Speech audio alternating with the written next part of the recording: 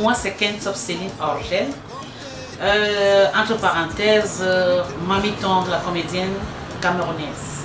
Je suis née le 4 mai 1970, à Londres plus précisément. Je suis une maman de 4 enfants qui n'a jamais eu la chance de se marier. Bref, tout le monde n'a pas cette chance. Je vis à Daido avec mes enfants et puis je suis fière de l'être.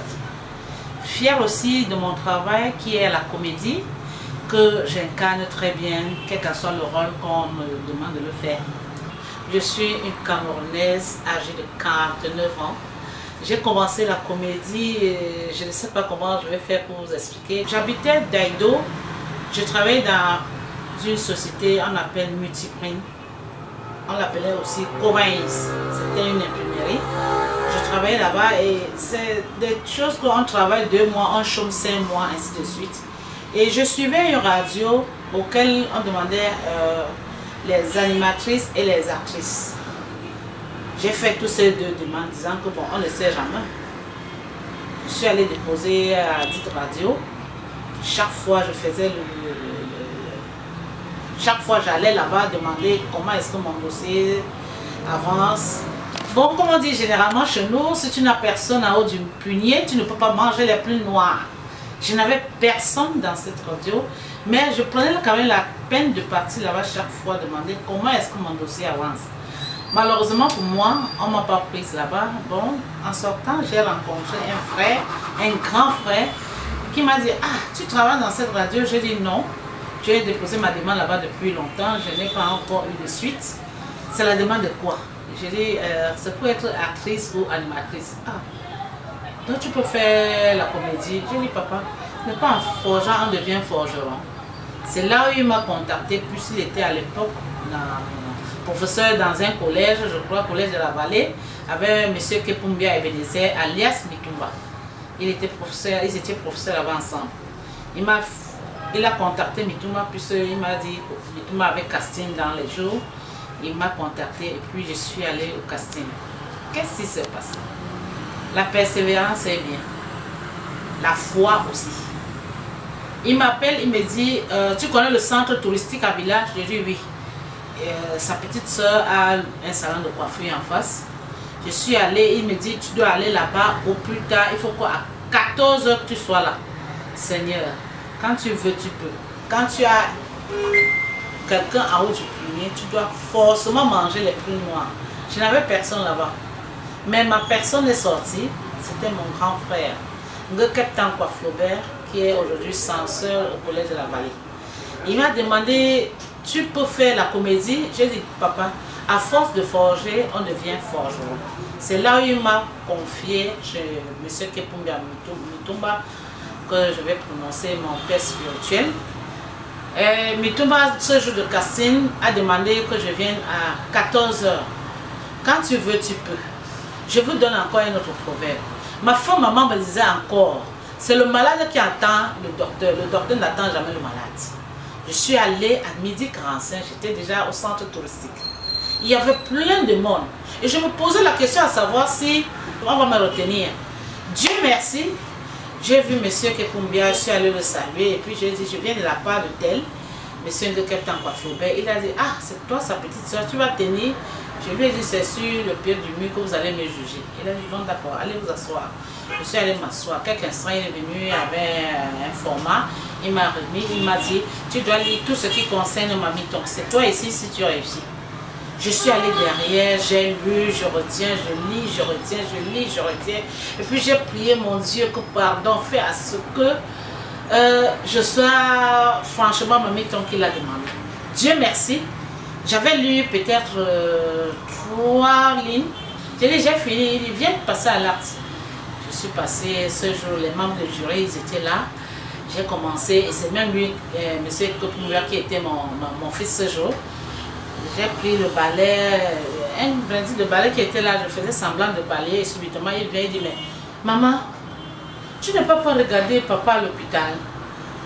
J'ai dit, je suis sa seule femme. Je suis sa seule femme. N'est pas, il y a beaucoup de femmes. Je ne peux pas souffrir comme ça quand vous êtes déjà grand. Ah, c'est là. Là, j'étais retenue. Tous ces gens qui étaient assis là, chacun a acclamé. Je vous jure, ciel, j'ai coulé les larmes de joie. Je me posais la question, ça va se passer comment? Je ne savais même pas comment ça va se passer. Mais Dieu merci. Ce film Foyer polygamique, que je l'ai toujours en cœur, je l'ai incarné comme il le voulait. J'ai joué peut-être 90 films là où je suis méchante. J'ai joué 10 films là où je suis très posée. Mais les gens m'aiment comme ça parce que je l'incarne très bien. Parce que j'ai la foi et j'aime mon boulot. Mamiton incarne juste le rôle qu'on lui demande. C'est tout. Pour ceux qui me connaissent, d'autres gens se posent la question. À savoir, mais Mamiton, peut-être tu filmes le genre avant de passer à l'acte. Je dis non, juste je prends mon scénario, je lis et puis je la mets en pratique. Si je ne jouais pas bien, c'est qu'on m'apprécie pas en coup de route, passer là où je parle, n'importe où. Même quand je suis dans une voiture, dans l'avion, dans le train, en train de voyager, chacun, si je parle un peu, quelqu'un va se dire, Mamiton est dans le bus, Mamiton est dans la voiture, Mamiton est ici. J'ai entendu sa voix. Je n'ai jamais changé de voix. C'est ça aussi qui fait ma différence.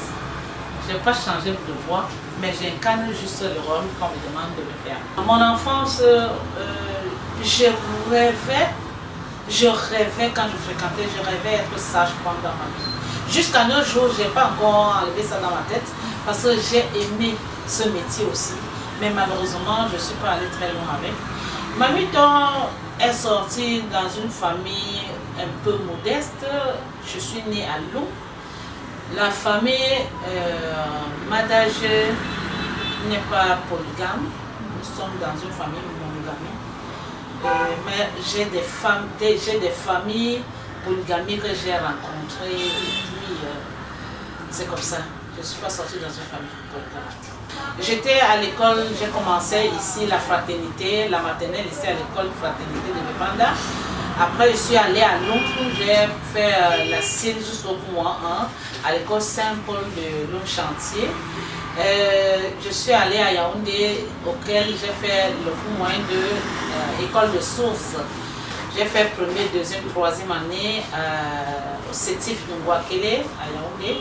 Je suis quittée de là, allée au collège de Lonako à Mandjo. C'est là où j'ai, voilà mon parcours. La comédie au Cameroun, franchement, j'exhorte toujours le gouvernement de voir le cas des artistes, comédiens, humoristes et tout ce que ça comporte. Franchement, si tu fais ce comédie et puis tu ne fais pas autre chose, tu vas manger la peau de tes yeux. Ouais, parce que ça ne donne pas vraiment. Tu vois un très grand artiste, il est là dehors, il marche partout, on le voit. Il est contraint de le faire parce qu'il n'y a pas de moyens. Il loue une maison auquel demain tu comprends, dit on va te mettre dehors. C'est comme ça, puisque la technologie a avancé. Tu vois un film, on jette dans Facebook. C'est malheureux pour nous. Franchement, tout va très mal. Tout va très mal. Je prends l'exemple juste. Peut-être de moi et peut-être des autres. Quand tu entends un comédien malade, il est couché à l'hôpital, il est malade. Peut-être il a fait l'accident. Il faut que nous nous battons, non soit 500 000 francs pour aller le soutenir à l'hôpital. Pourtant, il fait quelque chose qui est rentable tout le monde. Il fait rire les gens. Tu es stressé peut-être dans ton bureau et quand tu rentres, tu lances la chaîne, tu le vois, tu commences à rire aux éclats. C'est toi la même personne qui le voit demain en coup de route, tu dis oh ben dis donc, depuis que tu fais ton histoire là, tu n'as pas encore évolué avec. Qu'est-ce que vous voulez? Si on n'avait même pas ce cœur d'amour pour ce comédie que nous faisons, ce que nous le continuons plus. Il est temps franchement qu'ils nous soutiennent. Par exemple aussi, tu as fait ton projet, quelqu'un te voit en coup de route et dit mais tu n'as pas un projet, tu dis tu as un projet. C'est déjà là. Tu as déjà rémunéré tout ce projet. Oh, viens me voir dans mon bureau. Tu vas dans son bureau, il te parle de boire, ce qui n'a pas de sens. Rien à voir avec le projet. Rien à voir avec le projet. Quand tu peux voir un monsieur dans son bureau, que c'est lui qui t'invite dans son bureau, dis que Mamiton, viens avec ton projet, je vais voir ce que je peux faire pour toi. Tu viens avec ton projet, tu lui laisses le temps de lire même ton projet, peut-être 2 ou 3 jours. Le surlendemain, il t'appelle, il te dit, est-ce que tu peux me trouver dans tel restaurant? Tu dis, ok, oui, tu viens, on parle de ça. Tu cours, disant que bon, voilà que Dieu a exaucé à tes prières. Tu arrives sur le lieu, peut-être au restaurant qu'il est en train de manger, il te demande de prendre un plat. Tu prends un plat, tu es en train de manger. Dès que tu finis de manger, tu entames le divers pour le projet. Il te demande est-ce qu'on peut aller se reposer en parlant du projet. Regardez comment on nous ridiculise. Il ne peut pas dire non. Mais une personne comme moi, je dis monsieur, avec tout le respect que je vous dois, je vous aimais beaucoup, mais vous êtes réduit comme ça. Je ne mélange pas le business et le sexe. Vous me voyez depuis des années. Vous n'avez jamais parlé que vous voulez me voir, vous voulez qu'on soit ensemble. Mais pour mon projet que je vous parle, vous voulez profiter de mon projet pour dire qu'il faut qu'on soit ensemble. Je dis, c'est non pour moi. Il me dit carrément, ah, si tu refuses, c'est un problème. Hein, parce qu'il y a des filles, des comédiennes qui font ça. Je dis, bon, tout le monde n'a pas le même cœur. C'est pas de ça que je veux. Je veux du respect pour ces artistes. Je veux qu'un artiste passe sa route, soit à pied, soit en voiture, qu'on le respecte, qu'on ne minimise plus les artistes. J'ai commencé la comédie en 2004. Jusqu'à aujourd'hui, en 2019, on parle de Mamito. De bien pour ceux qui me connaissent, de mal pour ceux qui ne m'ont jamais vu. Parce que ceux qui ne m'ont jamais vu, tellement j'incarne ce rôle qui se pose la question que merde, la façon que cette femme-là incarne le rôle, j'ose croire que c'est son habitude. Parce qu'il ne m'a jamais rencontré. Donc je suis fière de ça. Quand je passe, je suis contente. C'est à l'époque, quand je venais de commencer, que mes enfants avaient des difficultés. Moi-même, je suis allée dans une ville comme Bétois. C'est là-bas qu'on m'a un peu tapé, disant que ce que tu fais dans la télé, là, c'est ce que tu es. Tu vas nous sentir. L'argent de terrain de ton mari que tu as vendu, là, tu vas nous donner ça ici, là. Parce qu'il est hors de question que toi, mamie, toi, tu menaces ta épouse comme ça. On m'a tapé correctement. J'ai oublié seulement le nom du sous-préfet de l'époque là. C'est lui qui m'avait sauvé. C'est là où j'ai compris. Et quand je suis rentrée, on était au palais de congrès. J'ai rencontré papa et son. Il m'a dit, ma fille, tu incarnes ce rôle comme il se doit. N'abandonne pas. Hein? Hein? Comme un sauvage, tu penses que tu es la bienvenue ici? C'est la dernière fois, hein? Regarde un chien comme ça. Tes parents sont où? Je dis bien que c'est la dernière fois. Comment? Comment va vite les amis, tu vas mettre dans le dos? Laisse-toi vite. C'est un bête là. Ils te veulent enlever les amis, tu dois les insulter à ma fille. Ça fait pas, non? Comment?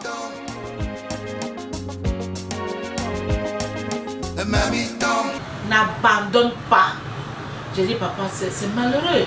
Je passe en route, on m'insulte. Je passe ici, on m'insulte. Mes enfants sont mal vus dans les établissements, mais je ne peux pas continuer. Il dit, continue. Si on fait ça, si on te fait ça, on te jette ce caillou.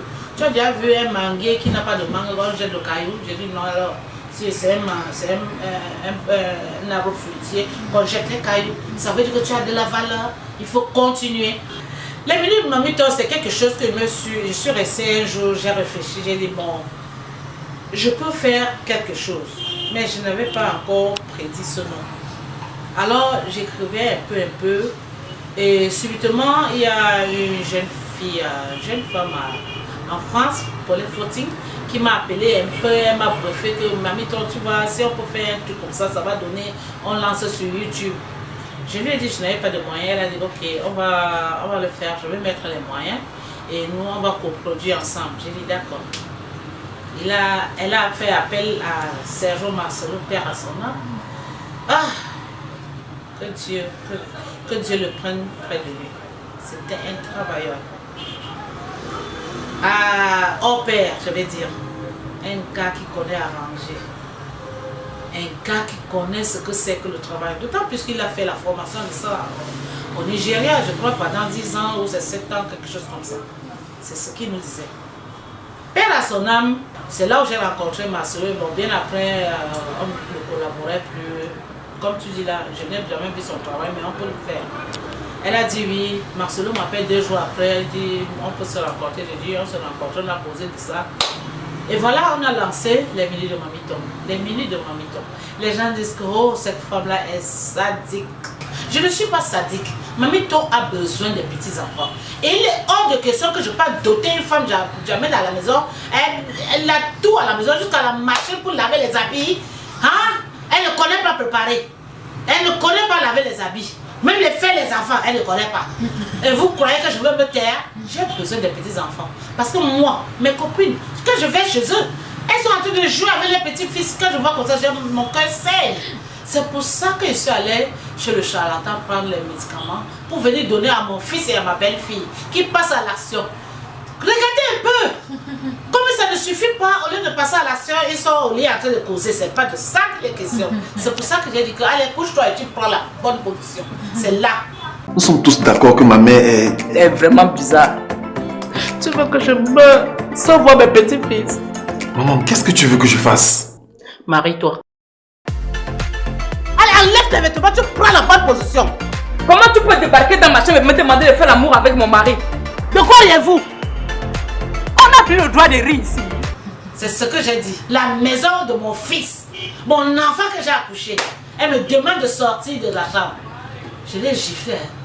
J'ai dit que ça ne peut pas se passer comme ça. C'est après ma mort que tu vas faire ce que tu fais là. Donc c'est ça qu'il est question. Ça se porte bien, les minimum. Non, ça se porte émerveillement bien. Seulement, il y a une chose, je ne peux pas décrire maintenant. Parce que je suis un peu choquée pour ce menu de Mamito. Alors, tout ce que je peux vous dire, c'est d'aimer ce que vous faites. Si vous êtes ménagère, si vous êtes dans un bureau, si vous travaillez pour quelqu'un, vous êtes gérant du bar, vous êtes dans un snack, vous êtes au marché, vous travaillez pour quelqu'un, vous faites même le... Il y a des femmes porteuses. Quand il dit porteuse, c'est au marché qui dit, comme les enfants disent que porteur, porteur, il y a des jeunes filles que je vois. Fais-le tellement bien que quelqu'un va se poser la question que pourquoi est-ce que tu as choisi ce métier? Moi, le métier que j'ai choisi, c'était être sage-femme. Mais malheureusement pour moi, Dieu a dit que non, je vais t'orienter sur un autre chemin. Et je l'ai arrêté très bien. J'aime la comédie. Partout où je passe, je fais la comédie et je passe mon chemin. Je ne me considère pas comme une star. Quand je sors de chez moi, je me considère comme Orgette Kenton. Oui. Quand quelqu'un me voit en rue, il me dit « Oh Mamito, Mamito, ça va ?» Je dis « Oui, merci beaucoup, ça va. » Tu n'avais pas besoin de trop crier. « Non Mamito, c'est parce que je t'aime beaucoup. » Je dis « Merci. Merci. » Il y a même un fou ici à Aqua qui me connaît. Quand je passe, il dit « Mamito, ça va ?» Je dis « Ça va bien. » J'ai beaucoup de choses. Je suis en train de vouloir sortir un autre truc. Je ne vais pas le dévoiler maintenant, mais c'est déjà... Je vais donner un conseil aux femmes. Une femme qui est mariée, une femme qui n'est pas mariée, si elle a un petit ami, si elle a son mari, elle doit aimer son mari d'un cœur pur. Elle doit aimer son petit ami d'un cœur pur. Une femme qui est peut-être opérationnelle comme Maman Dinali, qui est directrice, PDG d'une entreprise comme la LTM, on doit l'encourager parce qu'elle nous encourage.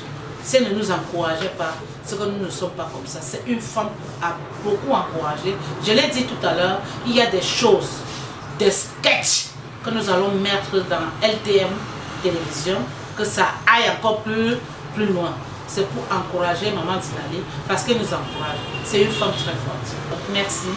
Merci beaucoup. Je salue tous mes fans, tous les téléspectateurs de LTM. Je salue tout le monde entier, ceux qui m'aiment, même ceux qui ne m'aiment pas. Parce que même les ennemis, ce sont toujours mes amis. Je vous salue tous.